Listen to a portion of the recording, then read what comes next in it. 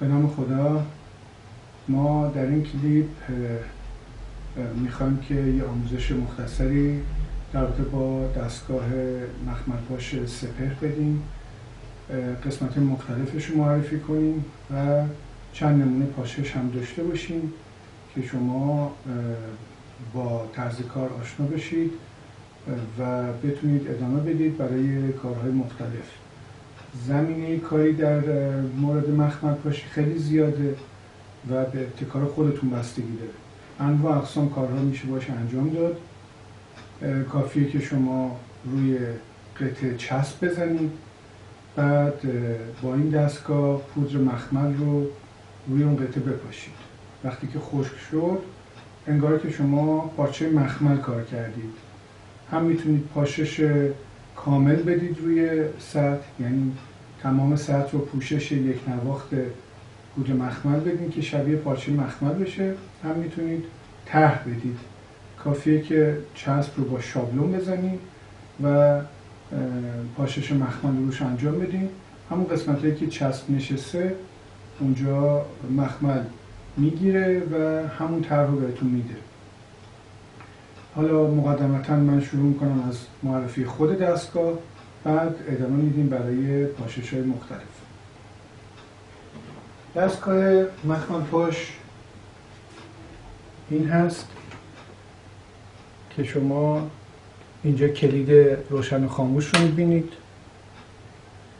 اینجا مقدار ولتاژ خروجی رو که با این ولوم تنظیم میشه میبینید که شدت پاشش پودر مخمل رو تعیین میکنه.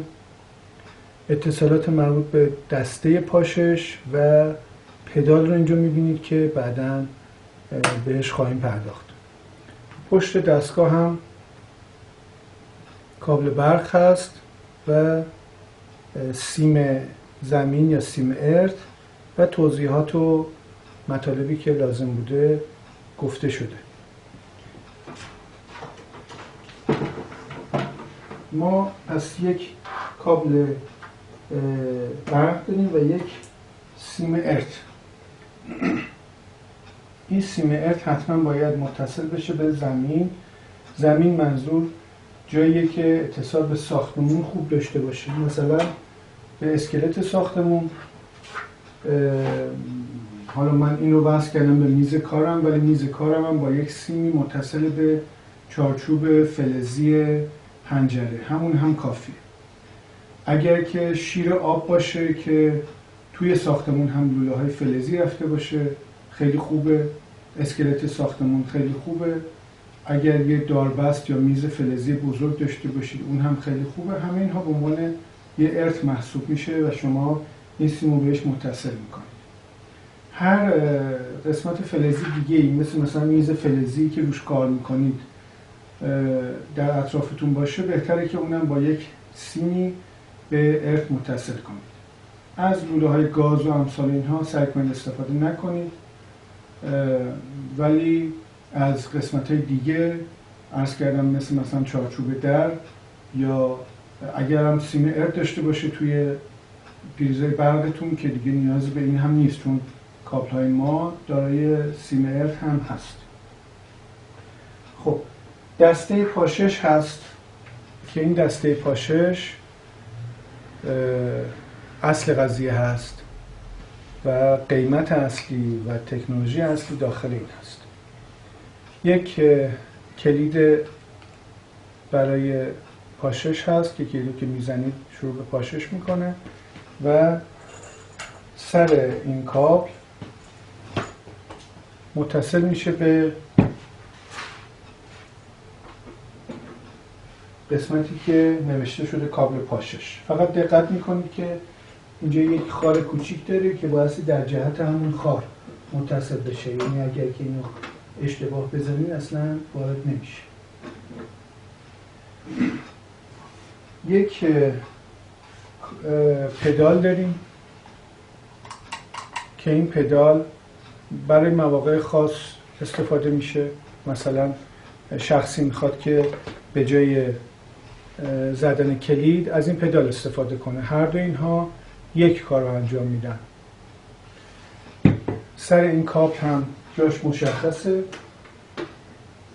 به راحتی وارد میشه و شما میتونید از این پدال استفاده کنید.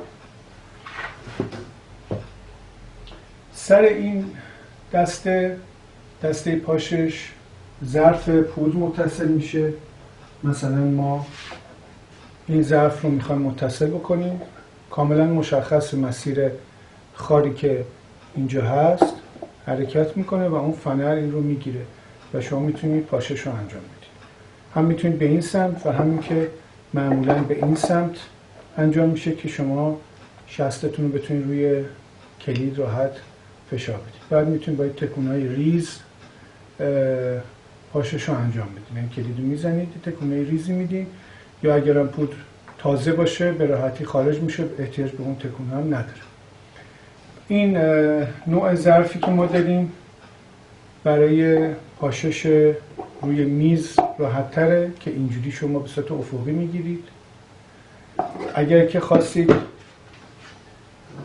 به سمت جلو انجام بدید، این حالت رو ما داریم که مثل اینکه مثلا شما رو دیوار بخواد بپاشید یا مثلا یه مجسمه کاری چیزی دارید که به این شکل راحت ترید، میتونید از این ظرف استفاده کنید که فیشش در این جهت متصل شده. برای کارهای کوچیک‌تر میتونید از این ظرف استفاده کنید که دهنه باریکتری داره، پودر کمتری میاد که تمرکزش برای یک کار کوچیک مناسبه. اگر خواستین کار بزرگ باشه، مثلا روی دیوار میخوان پاشش انجام بدین، خب این ظرفیت بیشتری داره، سریعتر پاشش انجام میشه. بازم این نوع ظرف در دو حالت، یکی به این شکل متصل شده که ما بهش میگیم ظرف عمودی، یکی هم همین ظرفه که برای حالت افقی و روی میز مناسبه. اینها سایزهای ظرفای ما هستن که ما 2 تا ظرف رو روی خود دستگاه میذاریم. ظرفای دیگر رو میتونیم به صورت جداگونه هر تعدادی که خواستیم خریداری بفرمایید. دستگاه هم از نظر وزنی و هم از نظر حجمی کوچیک ساخته شده که بتونیم به راحتی منتقلش کنیم، ولی قدرت کافی برای پاشش روی دیوار، سقف، لوازم بزرگ همه چی رو داره.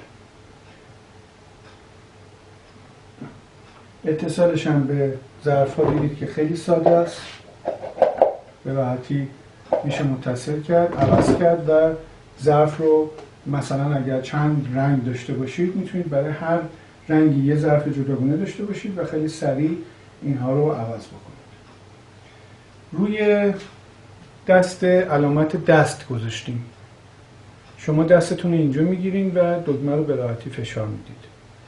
اینجوری دسته رو نگیرید، چون در اینجا همینجوری که نوشته شده علامت خطر هست که اینجا در واقع ولتاژ بالاست و احتمال داره که اذیت بکنه. دستگاه هیچ گونه خطر جانی نداره، خطر برگرفتگی نداره، اما اگر رعایت نکنید ممکنه کمی اذیت کنه. بنابراین بهتره که شما دستتون رو فقط اینجا بگیرین و به راحتی پاشش رو انجام بدید.